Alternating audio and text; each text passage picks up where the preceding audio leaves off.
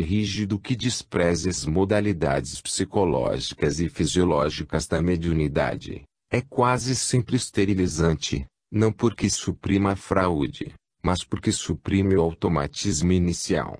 Se alguns observadores não obtêm fenômenos sob controle absoluto, a mão não está no controle, mas na sua má aplicação. Se, como dissemos acima, o primeiro termo da experimentação mediúnica reside na necessidade de criar um ambiente coletivo favorável ao desenvolvimento dos fenômenos, o segundo e o terceiro termos são relativos à fraude, por um lado, impedir os truques de prestidigitação, e, por outro, atender, em justa medida, ao automatismo, principalmente inicial. Se for preciso, deve expor-se esta maneira de ver. Eis a chave do bom êxito. Mas tudo isto requer muita destreza e grande prática no manejo dos médiuns. A possível coexistência de bons ou maus fenômenos causa divertimento aos adversários ignorantes do assunto e não simplifica, lá muito a tarefa dos metapsiquistas. Mas se tal coexistência pode ter grande importância prática, não lhe vemos qualquer valor teórico. O fim que os observadores devem objetivar não é, certamente, colocarem-se ao abrigo de toda a fraude possível e imaginável. Este desiderato é difícil de conseguir, mas, repito, obter fenômenos suficientemente fortes e complexos para que eles próprios, dentro das condições estabelecidas de controle, possam dar os seus testemunho indiscutível. Se os experimentadores perdem o tempo à procura de fenômenos elementares e medíocres, ser-lhes-á dificílimo obter controle que os satisfaça absolutamente. Tendo o bom senso de não ligar importância aos fenômenos elementares e às pequenas fraudes automáticas que podem ser desculpadas, deixando desenvolver as manifestações, em vez de as paralisar desde o início com exigências intempestivas, de certo que obterão fatos importantes e variados e, por vezes, de grande beleza, susceptíveis de radicar definitivamente a sua convicção. Terceira parte. A reencarnação. Annecy, julho de 1912.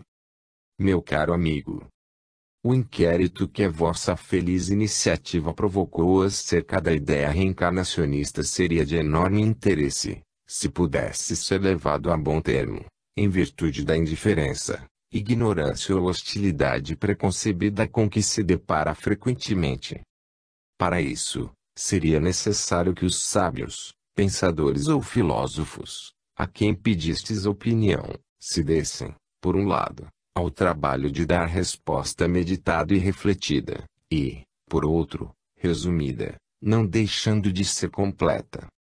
Infelizmente, tais condições são difíceis de preencher. Alguns dos vossos colaboradores que não conhecem mal ou fingem desconhecer a doutrina palingenesia, talvez não façam o esforço necessário para se documentar seriamente ou responder com imparcialidade. Quanto aos partidários desta doutrina, terão muita dificuldade de juntar os inúmeros argumentos que reforçam as suas ideias em todas as modalidades do conhecimento humano, sem os enfraquecer demasiado nos limites necessariamente estreitos do inquérito. Por mim, confesso que me sinto particularmente embaraçado. Já tenho exposto a minha opinião em muitas publicações, entre elas, numerosas obras de tomo. Não quero, evidentemente, esquivar-me agora ao vosso amável convite, mas desde já peço desculpa de não poder deixar de me repetir e de pouco me ser possível juntar aos argumentos conhecidos. Examinadas diversas questões que me prapondes, esforçar-me-ei por nenhuma delas esquecer, embora as não estude segundo a ordem estabelecida. Deixai, pois, expor o pensamento à minha vontade. Meu caro amigo, sabeis que sou reencarnacionista e a isso fui levado por 3 razões fundamentais. 1. Porque, sob o aspecto moral, a doutrina palingenesia me satisfaz plenamente. 2. Porque, sob o aspecto filosófico, e absolutamente racional. 3. Porque, Sob o aspecto científico, é verossímil e, mais ainda, provavelmente verdadeira. É, pois, no triplo aspecto, moral, filosófico e científico, que devo analisar e comentar. A moral palingenesia. A moral palingenesia é demasiadamente conhecida, para que necessite aqui de exposição pormenorizada. Baseia-se na célebre fórmula da justiça imanente, que é o resultado do movimento normal e regular da vida terrestre. Se, no decurso da sua evolução, na série das suas vidas sucessivas, o ser é o produto de suas próprias ações e reações, segueis que a sua inteligência, o seu caráter, as suas faculdades, os seus bons ou maus instintos são obra sua e cujas consequências terá de sofrer, infalivelmente. Todos os seus atos, trabalhos, esforços, angústias, alegrias e sofrimentos, erram e culpas, têm repercussão fatal e reação inevitável, numa ou noutra de suas existências. Assim, não há qualquer necessidade de julgamento divino, nem de sanções sobrenaturais. Como se disse com muita propriedade, somos recompensados ou punidos. Não pelo que fizemos, mas simplesmente pelo que tenhamos feito. A sanção natural da palingenesia não é somente individual, mas é-se também coletiva. Estende-se aos povos, às raças, às famílias, etc., porque íntima solidariedade liga, necessariamente, grupos de seres unidos, numa ou em muitas existências. Em geral, a justiça imanente começa a manifestar-se no próprio lapso de uma existência terrestre, tomada isoladamente, mas, nesse caso, é muito raro que ela seja verdadeiramente equitativa, encarada de forma tão restrita, parece quase sempre falível e verdadeiramente desproporcionada. Pelo contrário, numa série suficientemente grande de encarnações, torna-se perfeita, matematicamente perfeita, visto que as contingências felizes ou infelizes são compensadas e apenas resta, como resultado indubitável, o produto do nosso comportamento. Como se vê, a moral palingenesia assenta numa base admirável de clareza e simplicidade. As suas consequências práticas são fáceis de conceber.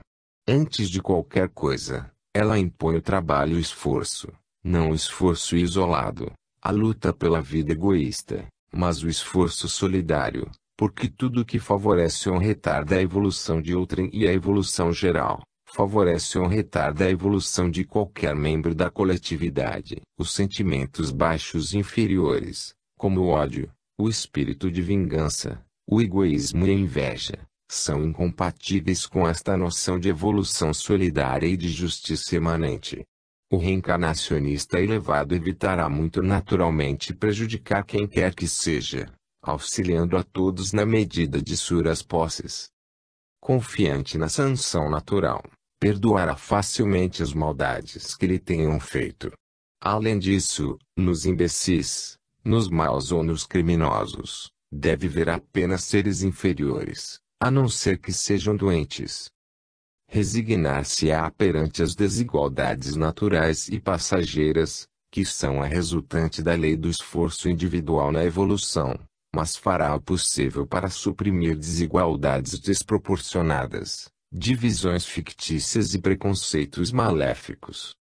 Estenderá, finalmente, aos animais, a sua bondade e a sua piedade, evitando-lhes, sempre que possa, o sofrimento e a morte. Tem-se feito algumas objeções à moral palingenesia. Essas objeções, que estão fora do aspecto filosófico e científico, que examinaremos mais adiante, são as seguintes. Diz-se que o esquecimento das vidas anteriores suprimiria as pretensas sanções. Isso era impossível, pois o esquecimento de um fato não suprime as consequências desse fato. Além disso, o esquecimento não é completo, nem definitivo, pelo contrário, é relativo e momentâneo. Nos seres suficientemente evolucionados, o esquecimento desapareceu, provavelmente, durante as fases da desencarnação. Tem, então, consciência mais ou menos nítida do passado, noção do caminho percorrido e previsão das consequências futuras, quer boas, quer más, das suas ações. Podem assim preparar, segundo o grau de aperfeiçoamento, a sua próxima reencarnação, nas condições mais favoráveis. Demais, o esquecimento não é definitivo, mas é indispensável ao ser, como a própria morte, para o obrigar a trabalho constante, a numerosas experiências, a contínuo aperfeiçoamento, nas mais diversas condições.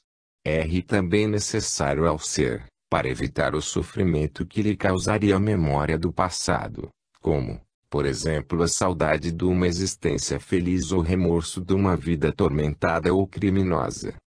Concebe-se, pois, que, numa fase superior de evolução, o esquecimento já não exista, por inútil e prejudicial.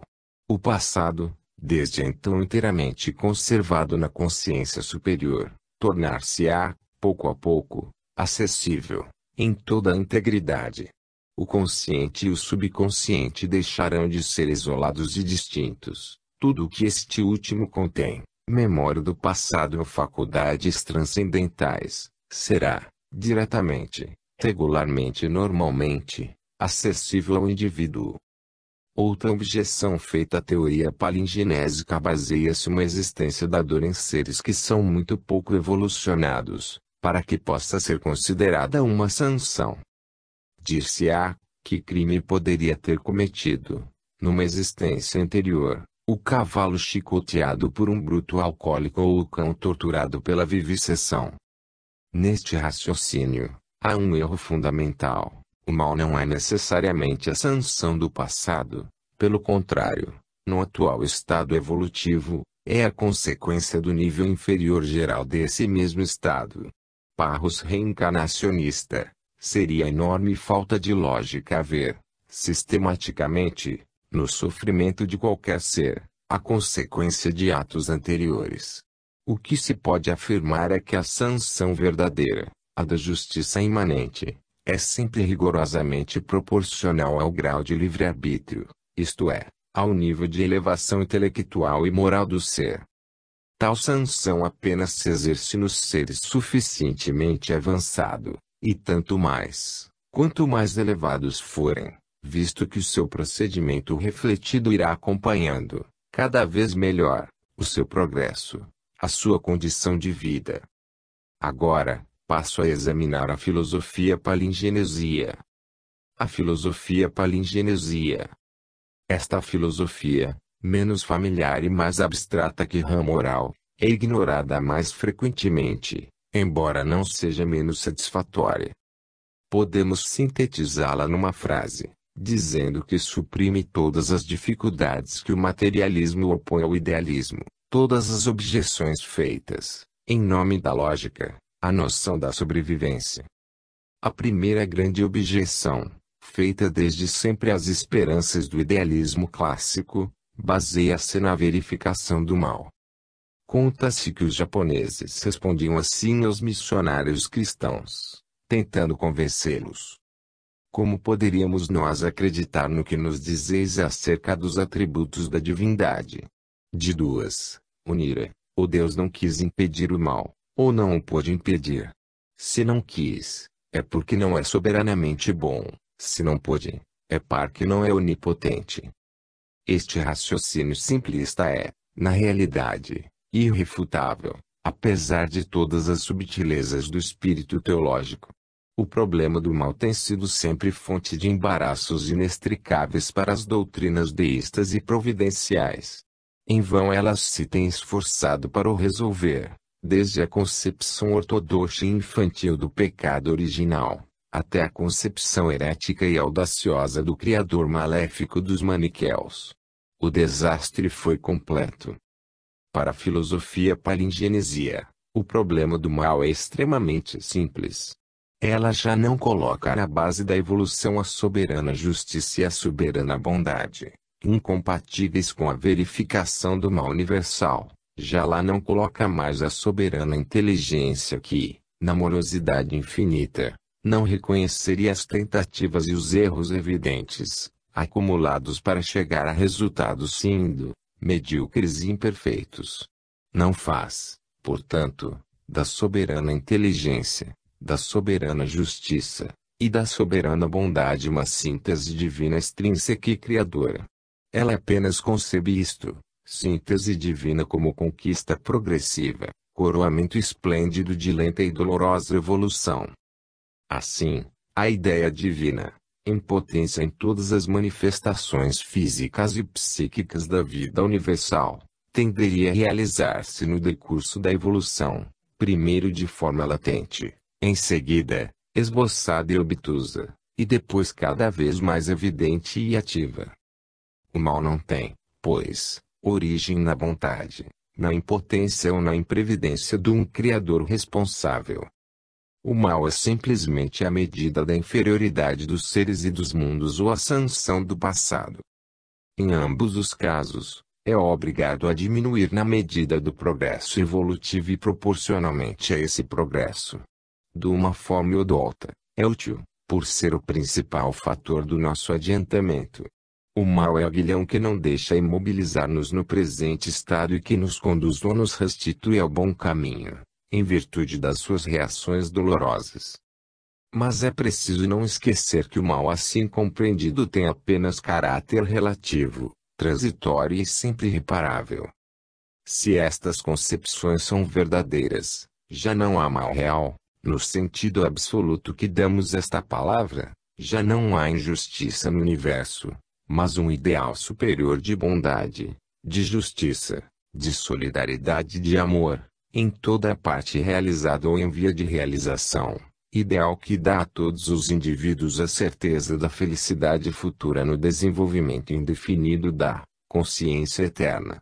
Em face da doutrina palingenesia, as outras objeções filosóficas feitas ao espiritualismo dogmático, não têm mais valor do que a objeção do mal.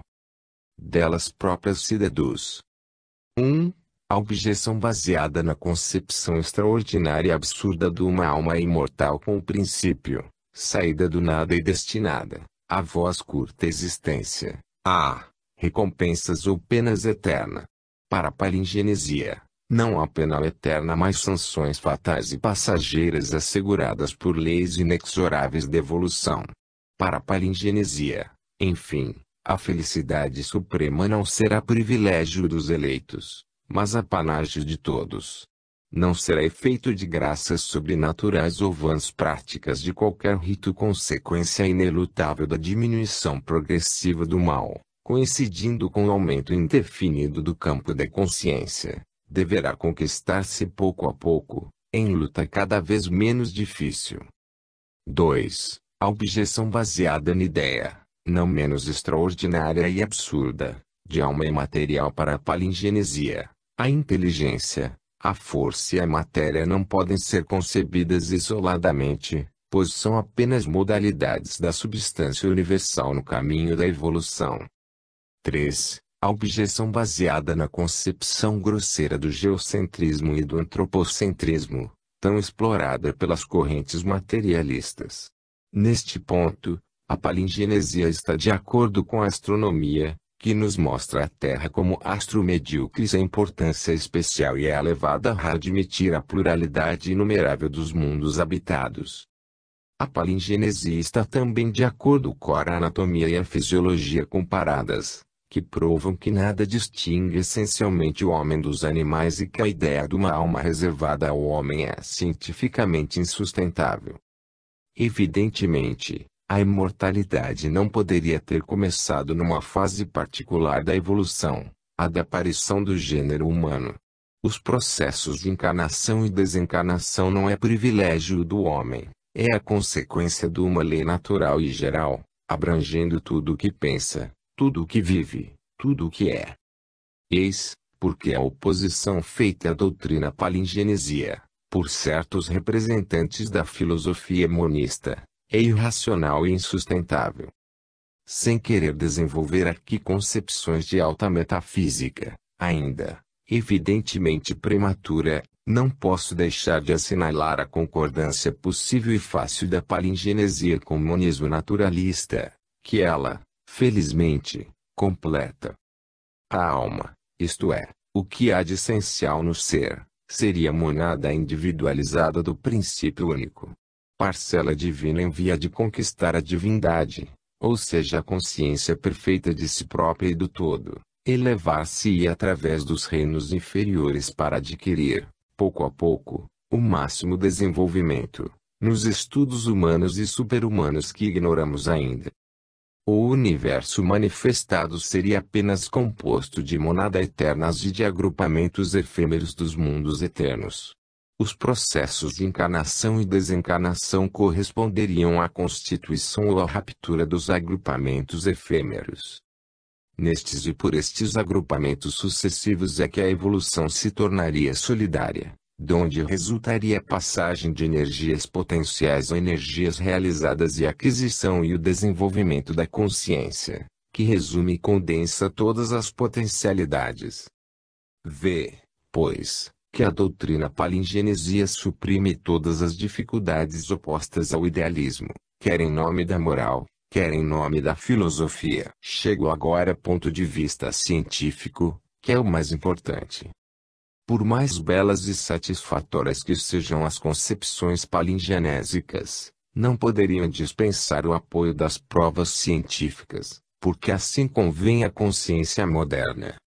A principal atração da ideia reencarnacionista reside na circunstância dela não ser considerada, ou pelo menos não dever ser hoje considerada como produto de revelação ou ensinamento a priori, mas como resultante de probabilidade científica que, cedo ou tarde, disso estou convencido, se tornará magnífica certeza.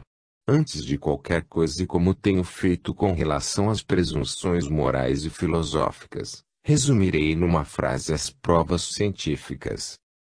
A palingenesia é provavelmente verdadeira pelos seguintes motivos. 1. Porque está de acordo com todos os conhecimentos científicos atuais, sem os contradizer coisa alguma. 2. Porque nos dá a chave de inúmeros enigmas de ordem psicológica.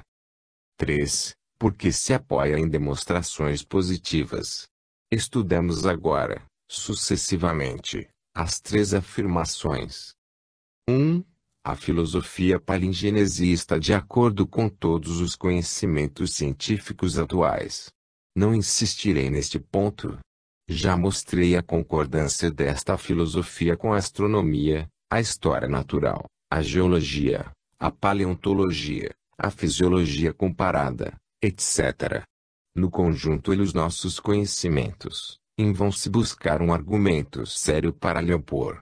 Mas o que há de mais surpreendente nesta comprovação é o acordo da palingenesia com o evolucionismo, acordo tão perfeito, que muitas dificuldades inerentes ao transformismo serão prestes resolvidas, de modo verossímil, pelo conhecimento da teoria reencarnacionista.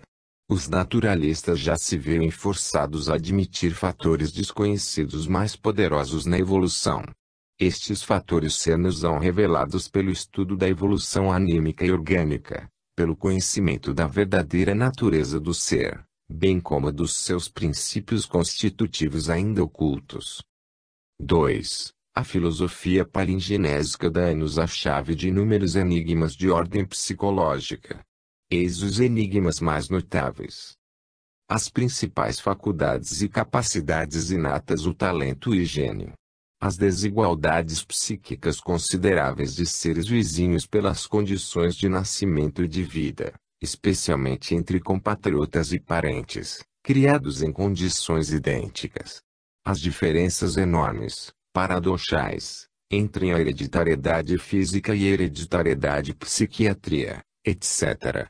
Que explicação tentou dar a psicofisiologia clássica a estes enigmas? Explicações decisórias reduzidas a meias hipóteses sem indícios de demonstração, vestem ter invocado variações imperceptíveis e inapreciáveis do tecido cerebral, bem como causas inapercebidas, influências diversas, patológicas ou quaisquer outras durante a vida intrauterina, condições ignoradas da geração ou da hereditariedade, formações genealógicas complicadas, etc. Enfim, nada de preciso, nada de positivo. Falência completa da biologia clássica. Com a teoria palingenésica, a obscuridade desaparece instantaneamente. Os enigmas citados têm a sua explicação à pluralidade das existências. As ideias e faculdades inatas são aquisições do passado, acessíveis ao ser, melhor ou pior e, mais cedo ou mais tarde, conforme o estado das condições orgânicas. É possível que exista a hereditariedade psíquica, mas, se assim for, deve ser consequência muito atenuada da hereditariedade física. Na realidade, o caráter e as faculdades que o indivíduo traz ao nascer constituem o somatório da sua própria evolução. Desde então, compreende-se o motivo por que as faculdades e as ideias inatas podem às vezes manifestar-se muito cedo, mesmo antes do completo desenvolvimento do órgão cerebral. Assim se explicam imediatamente as crianças prodígio. Eu sei que tem objetado, afirmando que as crianças prodígio não passam de precocidades, pois raras vezes dão, em adultos, o que prometiam em crianças. É perfeitamente exato, mas não prova coisa alguma. As crianças prodígios são, necessariamente, crianças geniais, mas a noção de aquisições anteriores, manifestando-se plenamente, repete-o, antes do desenvolvimento completo do cérebro, é a explicação mais simples, ou talvez única, da sua precocidade.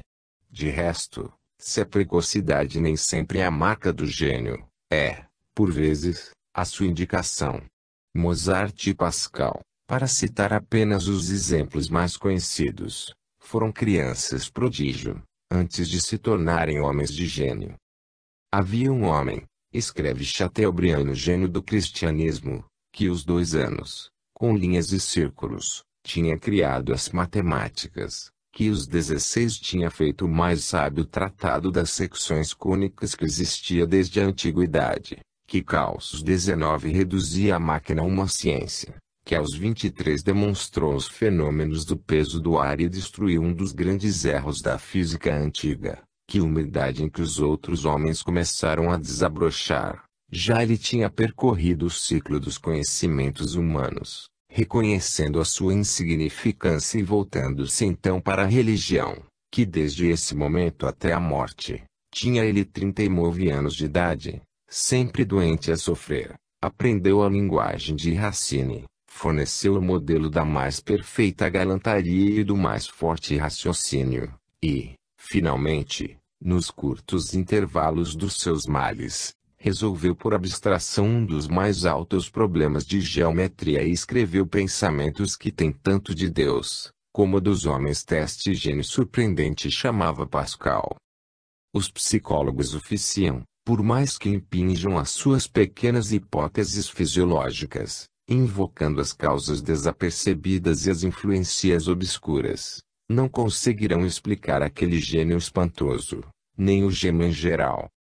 Por mais que apelem para as causas mórbidas, só lhes restará o opróbrio de haverem introduzido ou tolerado, na ciência contemporânea, a hipótese mais inútil, tole e monstruosa que se pode imaginar. Por mais que procurem condições hereditárias, na maioria dos casos desproporcionadas, condições que não podem encontrar-se por estarem realmente ausentes, só conseguirão ser induzidos em erro. Em nome do bom senso, em nome da evidência, responder-lhe-emos. A existência e a importância das vossas pretensas influências obscuras são tão mal demonstradas, que nem sequer as podeis definir exatamente.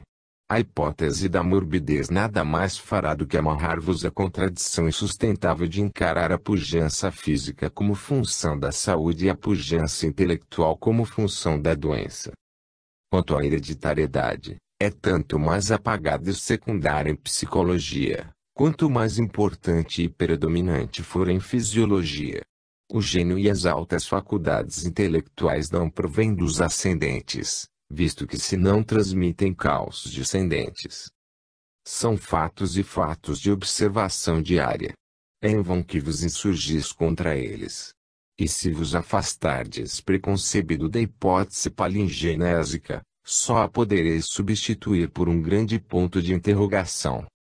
3. Restar-me discutir o terceiro argumento de caráter científico, o das demonstrações positivas. A doutrina palingenésica não vai buscar estas demonstrações à psicologia, a exemplo das presunções antecedentes, mas a psicologia resultante das descobertas e investigações mais modernas, a psicologia integral que abrange, ao mesmo tempo, a psicologia normal, anormal e supranormal. A psicologia integral prova duas coisas. A possibilidade teórica das reencarnações. B. A sua probabilidade. A possibilidade teórica das reencarnações ressalta com evidência dos trabalhos modernos acerca da subconsciência e da criptomnésia. Há muito que se conhecer. A importância do subconsciente nas manifestações intelectuais mais elevadas. Conhecia-se também a existência da criptomnésia e sabia-se em numerosas recordações, raramente olvidadas, não estavam perdidas e podiam reaparecer bruscamente, sob influências diversas, tais como a emoção, o perigo, a doença, etc. Mas as últimas descobertas psíquicas provam que a importância do subconsciente e da criptomnésia era infinitamente maior do que se julgava. As investigações relativas ao mecanismo do gênio e o estudo dos casos de personalidades múltiplas no mesmo indivíduo, puseram em relevo a espantosa complexidade do inconsciente. Depois, o estudo do hipnotismo e do sonambulismo e, principalmente, nos fenômenos mediúnicos, estabeleceu a sua função predominante na psicologia normal e supranormal. Hoje, está demonstrado que Roma, parte essencial do ser pensante, o qual se apresentava cada vez mais vasta e complicada, escapa grandemente, na vida normal, à consciência e à vontade, e permanece latente e oculta. Desde então, cai por si própria a principal objeção que se opunha, antigamente, à palingenesia, a objeção do esquecimento. Que a criptomnésia se estenda para lá da existência atual, é hoje coisa fácil de compreender, pois não há nada mais lógico e racional do que este subconsciente, tão misterioso e tão profundo, conter-se a recordação e as aquisições das vidas passadas. Assim, ser-nos-á fácil estabelecer que a palingenesia não só é possível, como, também, provável. Digo provável, não digo certa. Até agora, não se demonstrou, diretamente e suficientemente, a realidade das existências anteriores. As experiências do Coronel de Rochas acerca da regressão da memória, apenas encorajam os estudiosos a prosseguir as investigações neste sentido, visto não se ter chegado ainda a conclusões definitivas, em virtude de se não ter podido eliminar a parte da sugestão mental do operador, relativamente ao passivo, nem a autossugestão deste último. Nas experiências de Céu Rochas há, pelo menos, uma demonstração precisa deduzir, e a unanimidade dos passivos, quanto à afirmação da palingenesia. Todos eles, sejam qual for a sua origem, a sua educação, o seu nível intelectual e os seus princípios religiosos, declaram espontaneamente que tiveram outras vidas. Em torno destes dados, engendram muitas vezes romances vários, quase sempre de impossível verificação, mas a unanimidade e a espontaneidade das suas afirmações relativas à pluralidade das suas existências não é como a de menos importância. Quanto mais não seja, prova a realidade de um instinto profundo, de uma intuição que repousa, sem dúvida, em base seria. Além das experiências de regressão de memória, tem-se publicado recentemente algumas observações tendentes a provar a reencarnação. Os leitores das revistas Metapsíquica conhecem bem e algumas são verdadeiras impressionantes, embora pelo seu escasso número, não consigam convencer. Ainda maior ressalva devemos ter relativamente aos fatos do já visto, as impressões pessoais, as vagas reminiscências que muitos sensitivos pretendem haver conservado de existências anteriores. É certo que essas reminiscências têm a sua importância para aqueles que as experimentaram, mas o seu valor objetivo e demonstrativo é, evidentemente, nulo. A falta de demonstração direta, que será obra do futuro, a palingenesia baseia o seu caráter de probabilidade em provas indiretas, solidamente estabelecidas, as quais se podem resumir assim. O estudo da psicologia integral e especialmente do metapsiquismo demonstra a presença, no ser, de princípios dinâmicos e psíquicos de ordem superior, ao mesmo tempo subconscientes e exteriorizáveis. Estes princípios apresentam-se nitidamente como independentes do funcionamento orgânico e constituem umas sínteses complexas, cujos elementos constitutivos só em mínima percentagem provêm das aquisições da personalidade do consciente da existência atual. Esses elementos devem ter origem em dupla evolução, isto é, numa evolução terrestre, em sucessivas existências, inerentes à evolução orgânica, a fim de desenvolverem as faculdades chamadas normais, e numa evolução extraterrestre para as fases de desencarnação, desenvolvendo as faculdades supranormais, como leitura de pensamento, clarividência etc. Estas últimas faculdades ficam quase sempre em estado latente nas fases de encarnação. É a chamada hipótese da consciência subliminal ou do ser subconsciente. É-me impossível recordar aqui, mesmo sucintamente, as bases lógicas desta teoria, ou fazer de novo a sua demonstração.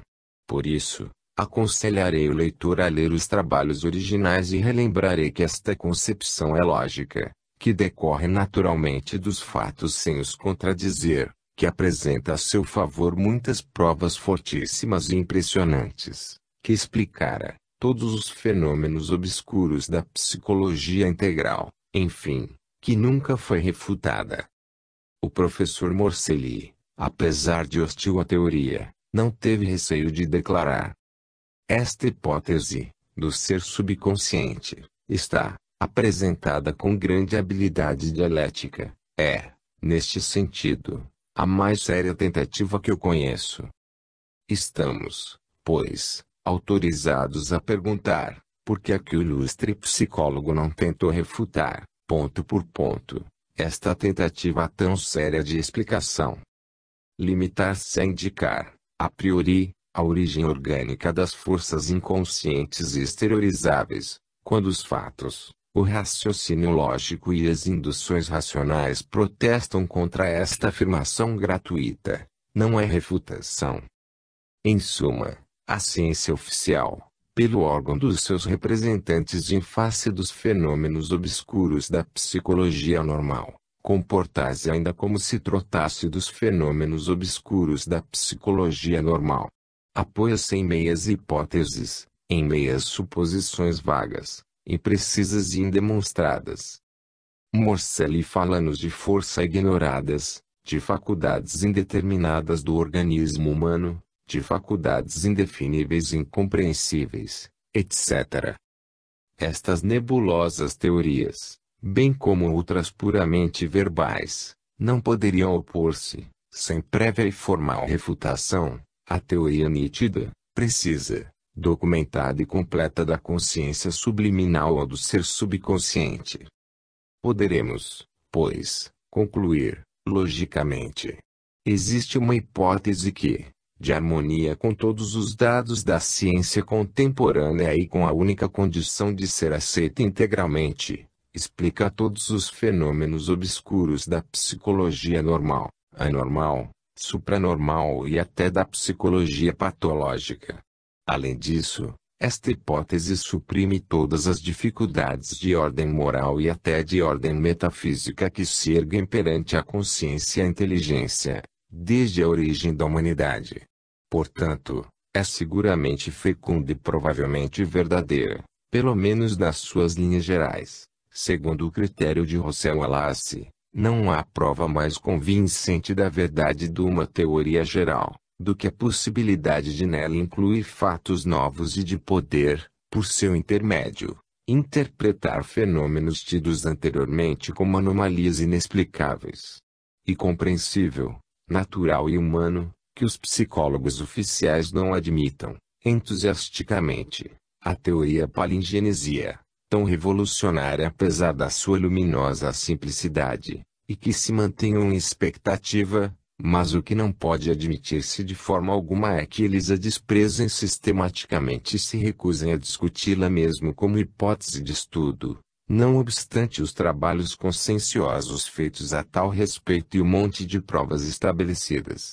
Dentro de pouco tempo, terão de mudar de atitude, visto que, segundo uma frase célebre, a verdade está em marcha e nada poder deter. Resta-me tratar de uma última questão. Perguntais aos vossos colaboradores a sua opinião acerca da importância social da doutrina palingenesia, das suas relações com o espírito religioso e da sua provável influência na evolução futura da humanidade. Antes de responder, parece-me indispensável uma pequena exposição histórica. Para compreender bem o que lhe reserva o futuro, é necessário conhecer o seu papel no passado. História desta doutrina resume-se assim nas suas linhas gerais. Dos documentos que possuímos, infere-se que a ideia reencarnacionista foi geral nos primórdios da evolução humana e a doutrina natural na infância das humanidades. Mas dentro em pouco a ideia se obscurece e perde e poucos indivíduos a conservam. Só mais tarde reaparece e predomina nas humanidades supinamente evolucionadas. Mais uma vez se verifica a teoria dos extremos. Este ciclo evolutivo é muito fácil de compreender a admissão da ideia reencarnacionista, mais ou menos exata ou mais ou menos deformada por superstições diversas, na infância da humanidade, e até nos povos selvagens da nossa época. É a consequência de um instinto que responde à realidade, de reminiscências ainda alheias a concepções teológicas ou filosóficas. Eu sinto vagamente que he vivido sempre e transmigrei também em formas incontáveis, dizia o poeta Jean Laur. O que um poeta altamente envolvido é susceptível de pensar por intuição, pensam nos homens primitivos por instinto. A sua ingenuidade psicológica permite-lhes sentir facilmente que viveram sempre e que transmigraram em formas inumeráveis.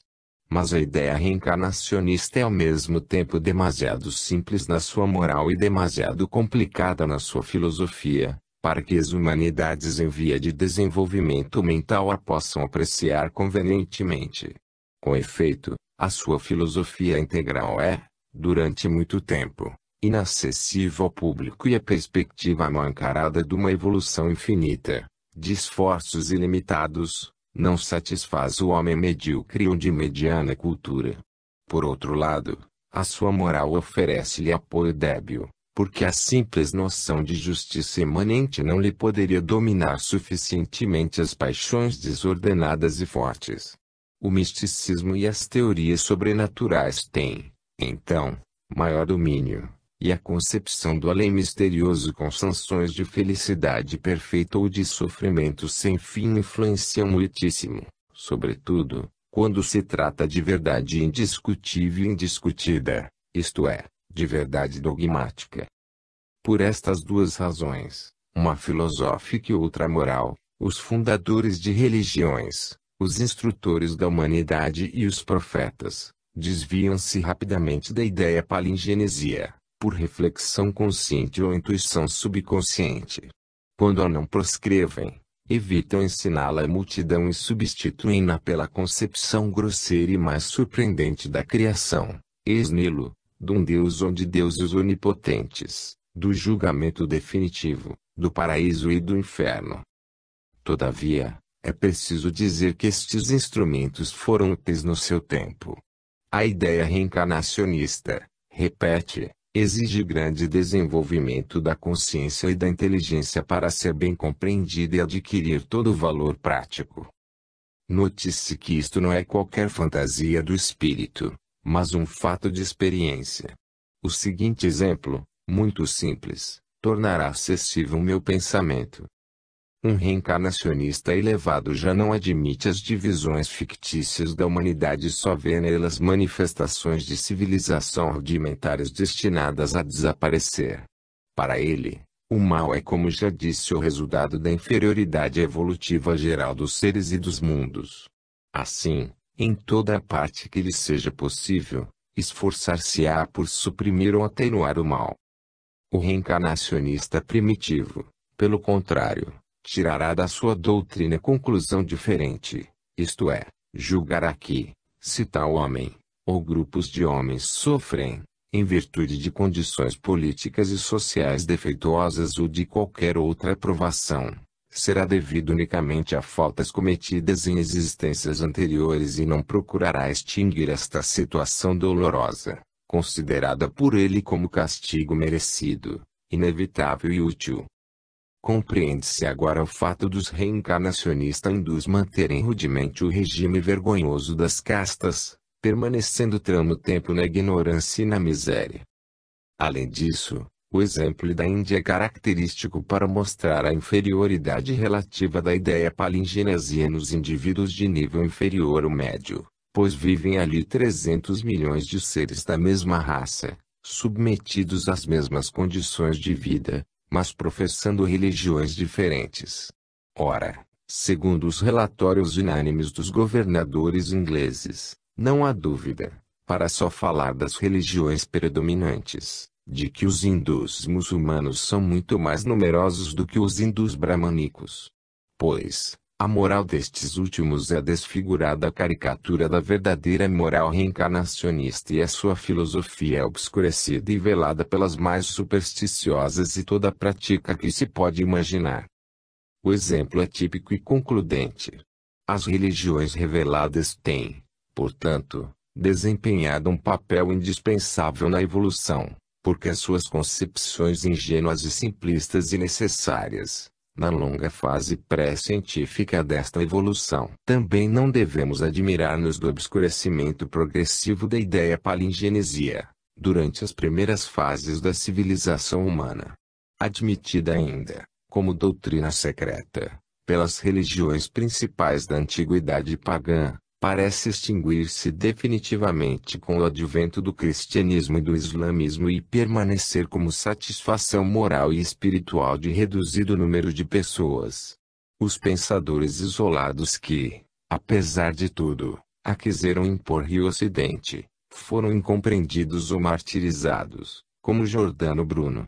Desde então, a ideia palingenesia só erga transmitida aos iniciados, mais ou menos deformada e adulterada por ensinamentos espúrios ou símbolos misteriosos, como doutrina predominante das sociedades secretas. Mas a evolução seguiu o seu curso, as primeiras generalizações da filosofia científica, bem como os progressos da consciência humana, chegaram os nossos tempos, abalaram os dogmas e mostraram a sua inanidade. O materialismo parecia triunfar, quando a ideia palingenesia reapareceu à luz do dia, imediatamente adotada por uma escola de filósofos e de sábios. Durante o século XIX, antes de qualquer tentativa de demonstração positiva, numerosos pensadores eram reencarnacionistas. Muitos, por razões pessoais, temiam confessar, publicamente a sua crema, mas outros tiveram mais coragem. Entre os filósofos, contavam-se Fourier, Pierre Leroux, Esquiros, Godin, Charles Bonnet, Jean Reynaud e Schopenhauer. Entre os escritores, Henri Mastro, Michelet, Georges Sand, Lamartine, Temple Ligatier, Gerard de Nerval, Victor Hugo e Sardou. Muitos outros, cuja lembrança me escapa neste momento, acreditavam firmemente na reencarnação e não ocultavam sua maneira de pensar. Após o início das investigações metapsíquicas, o número de partidários desta doutrina cresceu continuamente. Dispenso de citar nomes que toda a gente conhece. Podemos dizer, com efeito, que estamos na etapa da terceira fase evolutiva, ou seja, a fase da filosofia científica.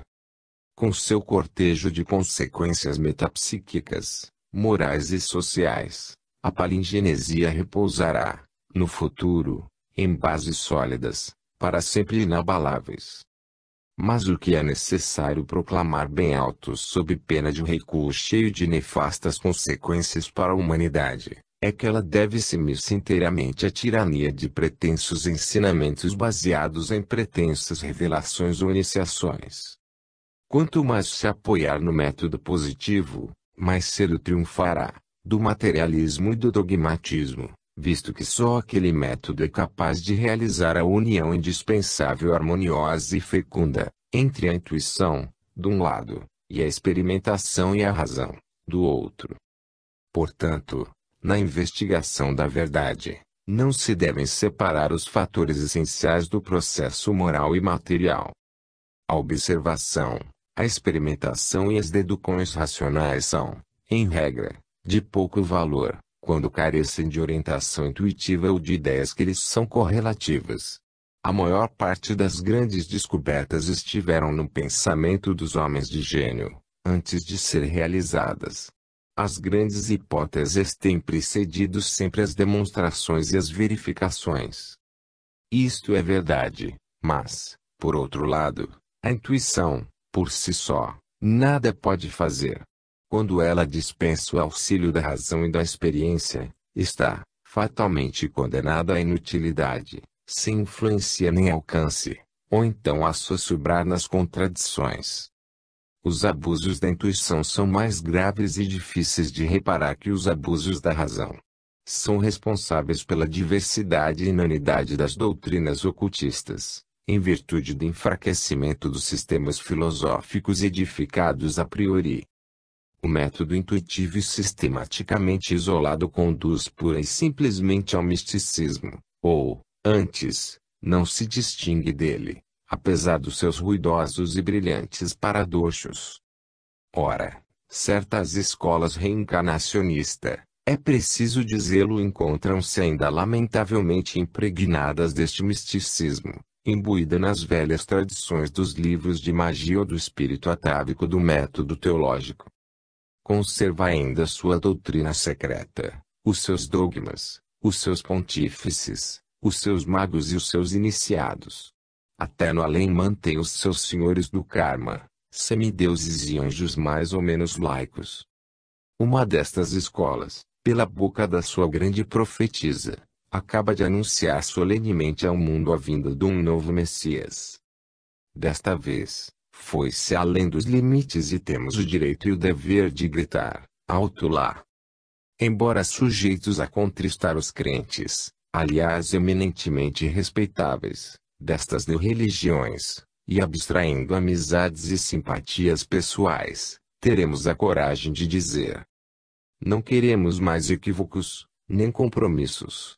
Não há conciliação possível entre o vosso método e o nosso.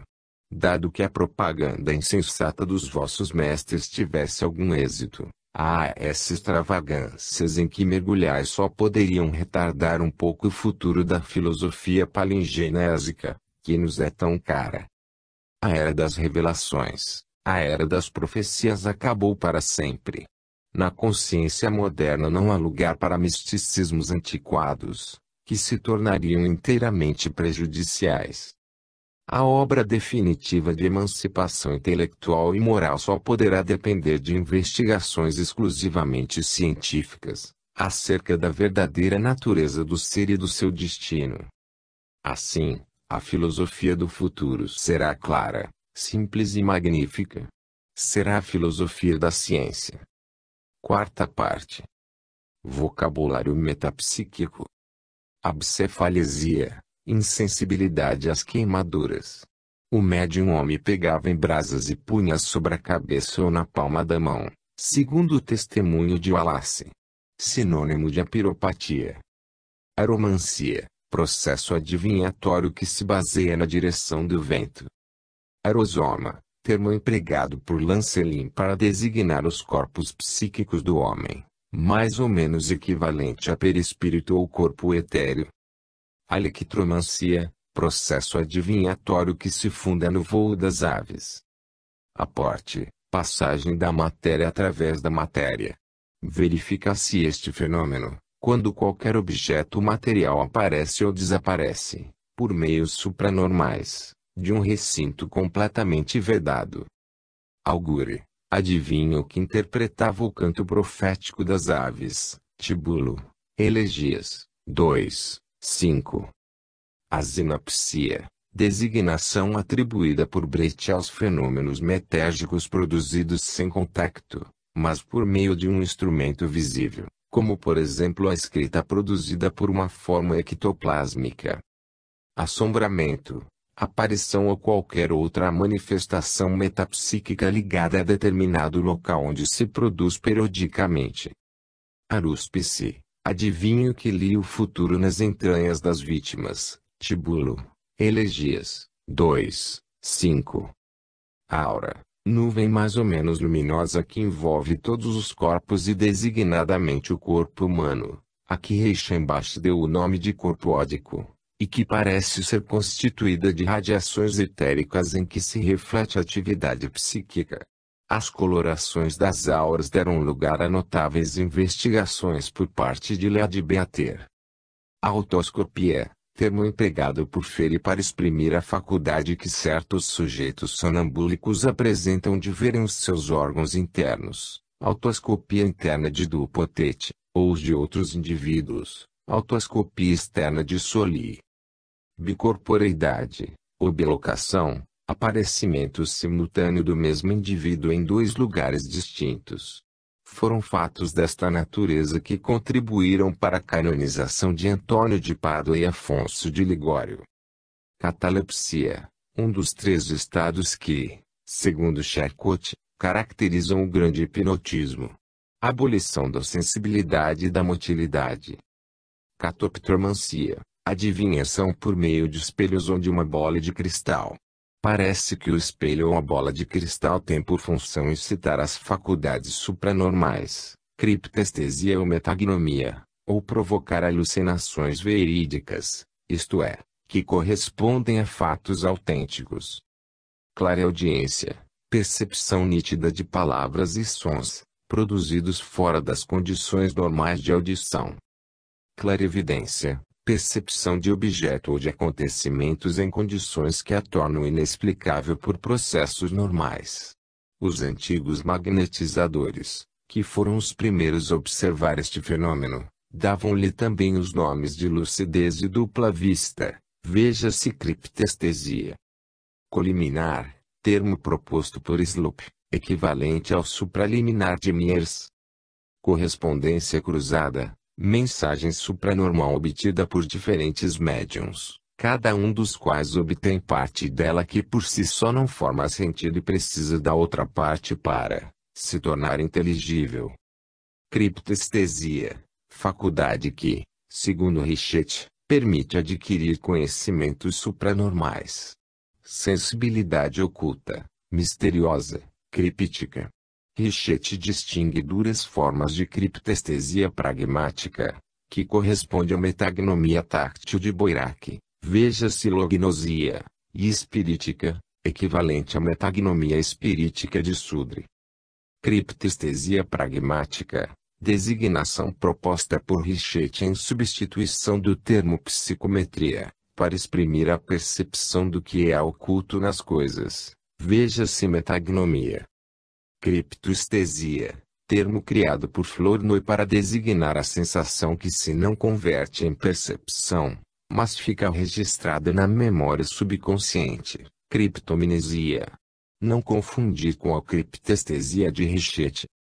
Criptomnesia, nome pelo qual Flournoy designa a memória subliminar de Meyers.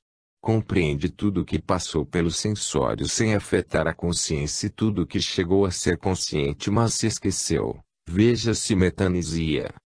Criptografia, escrita direta, isto é, escrita que se produz por via supranormal, simo por exemplo, a que se tem obtido em ardósias unidas e seladas. Criptopsiquia, termo empregado por Boirac para designar os fenômenos em que parece manifestar-se uma ação inteligente, uma ação psíquica, sem que, entretanto, o sujeito em que ela se manifesta tenha, em qualquer grau, consciência, de exercer essa ação. Binet emprega este termo para designar os fenômenos espiritistas. Diapsiquia, designação atribuída por Boirac aos fenômenos de telepatia. Leitura do pensamento. Duplo, reprodução etérica dos corpos físicos.